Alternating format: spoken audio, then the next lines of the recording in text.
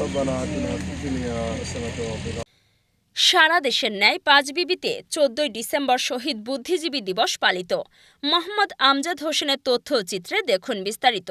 জয়পুরহাটের পাঁচবিবিতে সারা দেশের ন্যায় শহীদ বুদ্ধিজীবী দিবস পালিত হয়েছে।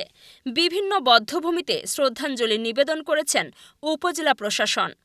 ১৯৭১ সালের ১৪ ডিসেম্বর বাংলাদেশের বুদ্ধিজীবী, রাজনীতিবিদ, শিক্ষক, সাংবাদিক, ডাক্তার, মুক্তিযোদ্ধাদের বাছাই করে করে বাংলাদেশকে মেধাহীন করার লক্ষ্যে পাকিস্তানি সেনাবাহিনী সেদিন হত্যাযজ্ঞ চালিয়েছিল। ১৪ ডিসেম্বর রবিবার উপজেলা প্রশাসনের পক্ষে নির্বাহী অফিসার সেলিম আহমেদ ও সহকারী কমিশনার ভূমি বেলায়েত হোসেন, পৌরসভাধীন কালিশা বধ্যভূমি, বালিঘাটা ইউনিয়নের কোকতারা বকুলতলা, আইমা রসুলপুর ইউনিয়নের কেশবপুর বধ্যভূমি ও ধরঞ্জি ইউনিয়নের নন্দইল আদিবাসী ভাস্কর্য শহীদদের স্মরণে শ্রদ্ধাঞ্জলি নিবেদন করা হয়। এছাড়াও সকল শহীদদের আত্মার মাগফিরাত কামনায় দোয়া ও মোনাজাত করা হয়।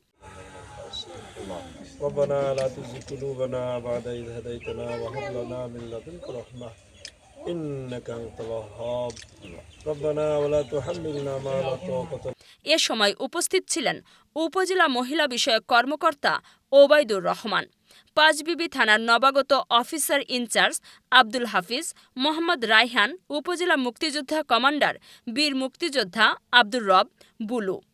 শ্রদ্ধাঞ্জলি শেষে উপজেলা মিলনায়তন হলরুমে উপস্থিত মুক্তিযোদ্ধা, উপজেলা প্রশাসনের কর্মকর্তা কর্মচারীদের নিয়ে আলোচনা সভার আয়োজন করেন উপজেলার সুযোগ্য নির্বাহী অফিসার সেলিম আহমেদ।